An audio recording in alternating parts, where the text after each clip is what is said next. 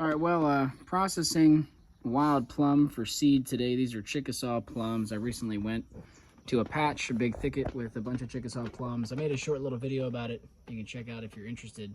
It's a nice cloudy day out here today. Not too hot, not too cold. I don't really know what temperature it is right now. It's probably about 80. Actually, it might be a little cooler than that, but not bright. As you can see, cloudy. It's kind of my favorite type of weather. And we're here getting the pits out of these Chickasaw plums. So you can see the pit is relatively small, slightly larger than a cherry pit. If I can get this camera to focus, that would be nice. There we go. So pretty small pit. These are in the prunus group, right? Stone fruit prunus is what these plums are. And as such, they behave like other members of the prunus. Whoop, there goes the seed. Group, in that the fruit ripens when it's still warm out. The seed has a harder outer shell protecting the actual embryo inside. And what a lot of folks will say, and what I have also experienced to be true about anything that is a stone fruit, is that they have a tendency to go into a long dormancy, sometimes called a double dormancy. What that means is that the seeds can be very difficult to germinate, and I've heard it said from folks like Akiva over at Twisted Tree Farm that one of the most reliable ways to avoid this double dormancy or to get the best germination possible is to actually give these seeds a immediate warm stratification followed by a cold stratification. And so in practical terms, what that means is, these seeds, they're going to ripen inside of the fruit when it's still warm. They're going to either fall to the ground and rot, or they'll get eaten by some sort of bird or animal, pass through the digestive system, and then sit on the ground in a pile of manure all throughout the warm season. Then it will get cold. They will not germinate during that first warm season because they wouldn't have enough time to grow. Winter will come. They'll go through a cold stratification process all winter long, and then in the following spring, they'll germinate. If you try to put your seed into the fridge, you can trigger, supposedly, well, I say supposedly, I've definitely experienced this, but it's a little mysterious sometimes how these seeds work. You can trigger that double dormancy. You can also trigger it by letting them dry out. It's best to not let these seeds dry out. I'm not saying that if they dry out, they will 100% die. I have gotten dry seed to germinate for me in the past by putting it through warm and cold stratification. But drying it out does tend to slow down. They seem to be a little bit less willing to wake up once they dry out or once they get cold. Now, I have not had time in my life to give these the optimal, oh, that was satisfying, treatment. So I collected these plums about 11 days ago, and then I had to travel for various reasons. Partly I was pet sitting for my parents and just had some other stuff going on. Because of that, I was too busy to process this seed immediately. In an ideal world, I would take this seed, take the fruit right off the tree, get the seed out, spread it into an air pruning bed or however I'm going to plant them, and leave them be. That way they never dry out, they don't get cold, they just go right into the ground like they would in nature. I like to plant these in air pruning beds because rodents will go after these seeds. There's a nice little juicy treat for them if they can get them. So I do like to grow them in air pruning beds where they're protected, but they would grow well in other scenarios if you're able to protect the seed or if you don't have rodent pressure. Because I didn't have time, I figured I should probably put these fruits into the fridge so that they don't get too nasty and moldy while I wait to have time to process them. So I did put this batch of seed in the fridge. Hopefully that doesn't affect the double dormancy germination situation. They've only been in the fridge for about less than a week, probably about 6 days or so, because I had them out sitting, just in bags on the counter for a few days. Anyway, as you can see, I'm getting to them now, and I'm going to process these seeds. There's a lot of different ways to go about it. You could just eat each individual fruit, spit out the seed. You could do a method, mush them up and kind of do a wet seed separation like I showed in my serviceberry video recently. I talked about wet seed saving. The example being serviceberry and mulberry. If you're familiar with processing, like tomato seed, it's really the same deal as that. I'm trying to save as much of the pulp as possible because I'd like to feed it to our pigs or the chickens here. So the pulp and the skin, I think, is going to go to the animals. So I'm trying to not add water to this so that I can save most of that nutrition. But we'll see how that goes. It's going to be kind of I don't know. Let me get into it. It's a messy process, and then I'll show you what happened. Really, the easiest way to do this, if you're just interested in planting the seed, would be to take all this stuff, pulp included, and just, you know, spread that into an air pruning bed. The seeds would germinate great, and I'm kind of thinking about just doing that, honestly. But I'm a little bit curious. I kind of want to know how many seeds I have so I can get an idea how many beds I need to build based on loosely what I want my spacing to be. You know, I don't want to have too many seeds in one space where they're super crowded. I don't want to have it too sparse either. I want to make the most of the bed space that I have. So it's nice to have an idea how many seed I have. I have a rough idea. I got a loose count on the fruit. I think I'm working with a total of, between the 2 bags that I had in the fridge, probably at least 400 seed, maybe more. And then I have another bag that I didn't count. It's probably at least another 50 seed. Plus I gave Corey about 50 or more fruits for him to eat, and he's gonna give me the seed back. So we're definitely, I think, over 500 seed, between 500 and 600, somewhere in that range, roughly. This is not proving that difficult to do, so I think I might just keep on scooping. I fully expected that was going to take too long, and I was going to get bored and give up and just spread all this slop around into an air pruning bed, like I said, which is a really awesome method. But it only took like 10 minutes, this whole process so far, so it's quick, painless. It's actually really satisfying playing with all this plum goop. And yeah, I will say, this could be animal food. This could also be composted, could be fed to worms, could be top dressed onto a bed. The main thing is this is a valuable resource. The trees worked really hard to create all these plums.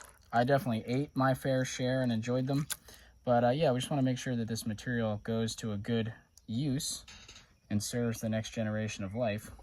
This is a look at what the plums look like. You know, you could also do this in a cleaner setting. I let my plums rot. Like I said, I took too long to get to them, but you could do this in a cleaner setting when they're fresh and save all this pulpy stuff to make jam or other, you know, baked goods, cooking concoctions, whatever. Freeze the pulp for future use and then save the seed. You have to, you know, obviously, like I said, do it before they rot, but something worth mentioning.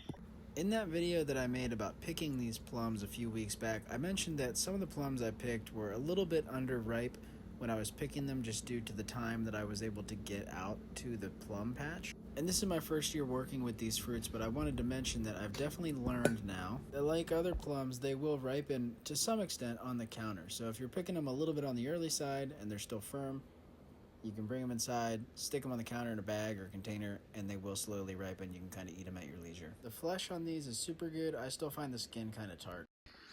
Well, beautiful morning out here right now. It is going to get incredibly hot today, almost 90 degrees, but right now it's very nice. And I'm going to plant some of these plum seeds. Seed work is really pleasant for me in the morning. It's a way that I really like to start the day if I have seed work going on. I'm going to be planting the seed in this air pruning box. I've got videos talking about, you know, the concept of an air pruning box, how I build them, why I build them, which you can check out if you want. I'll try to put a link in the description, or maybe I'll put it, I don't know, if I can figure out how to get it up there somewhere. The basic gist is that this is a wooden frame. There's a hardware cloth screen on the bottom. This doubles as rodent protection. You know, rodents cannot get into this box from below or through the wood. Hopefully, usually that's the case.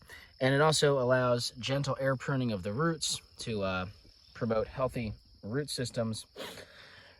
I'm gonna plant the seed here, and then I've got a piece of wire mesh. This is a lathe mesh, but typically I use hardware cloth, some sort of wire screen. I'm gonna lay it across the top. Lots of different things you can use for soil. Leaf compost is what I like to use. It's what I have available to me, and it works well. It's simple, but like I said, you can work with a lot of different things, and I will occasionally add in other types of compost in small amounts if I have worm compost or, you know, homemade compost from my food waste and stuff like that. Add a little bit more nutrient load, but we can talk about that a lot more in other videos. We're here to talk about these plum seeds today. Like I said, let me get some of these spread out into the bed, and then I'll talk about what we're doing. Now, you can be as organized or disorganized as you like. With these plum seeds, there's so many of them, and they're relatively small, that what I like to do is just kind of go through, kind of spread them in like that. I want to make sure at the very least, that none of these seeds are touching or super close to each other. Like this clump was too dense. But I'm not gonna go through and plant every individual seed in a nice, neat little grid. You certainly could. I think this is just fine. If you've seen any of my other planting videos with these air printing boxes, sometimes I do go through, especially with larger seed where there's not as many of them in a bed. Sometimes I'll go through and make a nice grid with defined lines, but for this, I think we're fine. That's roughly the density I'm at right now. I'm gonna fill up the rest of the bed and we'll see how it looks.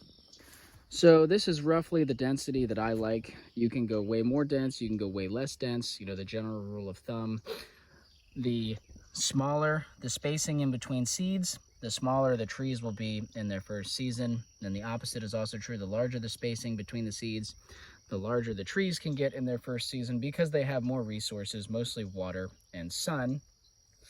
And then the other thing is you never know what your germination rate's going to be. So if my germination rate's really low, this bed might not actually have that many plums next year. If my germination rate is really high, this bed is going to be incredibly full. Wild plums can be pretty fast growing. I have some already that are a different species. They're a hybrid between several different wild plum species, so I don't know exactly what to call them, but they're already almost 3 feet tall. I only have a few of them up in the nursery. Germination was not that great on those this year, but I expect most of them will come up next year. I think those seeds are locked into a double dormancy. As I mentioned, hopefully we avoid that with these seeds by getting them planted so early. And then what I'm going to do now, I will cover these with a light dusting of soil, and then I'm going to mulch up to the top of this piece of wood right here. Now, as you can see, what I'm not worried about is getting full coverage on every single seed. It's just a very light dusting of soil. Sometimes I don't even use soil. Sometimes I just cover with mulch, but it feels good to cover the seeds with a little bit of soil, just using leaf compost. And now we're going to top off with some wood chip mulch, just like so. And you can see we're pretty close to level here. Want to utilize as much space as we can. I don't want to bury the seeds in too much mulch. For these plum seeds, probably an inch or two of mulch. Wood chip mulch is fine. Any large chunks like that, I am discarding. I don't want to hamper germination with massive chunks of wood, but this little stuff is totally fine. So I've got this screen. I kind of had to double layer it up because the piece of lathe wasn't quite large enough. And these are just some temporary weights on here. It's getting hot. I got to go water a few things, and then I actually got to go out and run some errands, do some other chores. So for now, since I'm not expecting any of these plum seeds to wake up anytime soon, this is a quick temporary prevent rodents from getting in on the top type of situation. I'm just going to bend this down a little bit.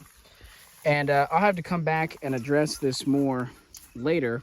Eventually what I'll do is I'll actually secure a cage to the top frame here. I'll screw hardware cloth onto this piece of wood like I do on my other air pruning beds. Depending on when I get around to that, you know, if I need to use this mulch, I might, at least for the rest of the summer, I might just find some more rocks, put some more weights on this for the rest of the summer. We'll see what the workflow allows. But that's the basic gist of getting the plums planted in an air pruning bed. A little bit about why I'm planting them this time of year, how I'm processing the seed. Lots of ways to go about it, but yeah. I do recommend watering the seeds in. You do want to keep them moist. You want to prevent these seeds from drying out. And so watering them in when you plant, or planting with the rain, which as you can see, we have none of today. And it would probably be to your advantage to water this occasionally throughout the summer if you get through dry spells. You know, get the box nice and hydrated. The mulch will slow down evaporation pretty significantly. The seeds are dormant. They really don't need much moisture. We just don't want them to dry out completely. So if it gets really hot and dry and you're walking by with the hose, maybe consider putting some water on it occasionally throughout the summer. Anyway, that's the basic gist on these wild plums. I think there's still a lot more for me to explore. You know, I've only tried 2 or 3 of the 5 or 6 varieties of Chickasaw plum growing in this patch. This is just one, patch of Chickasaw plum. There are many other species of wild plum. I think that the flavors out there and the sizes, just the different variety of wild plums is really cool, and there is still so much left to explore. There's a handful of, quote unquote selected or improved varieties of wild plums. I'd love to get my hands on some of those to taste test those and see what they're like. You know, the fruit tend to be a little bit larger, that sort of thing. Tremendous potential with these plants, and I'm really excited about it.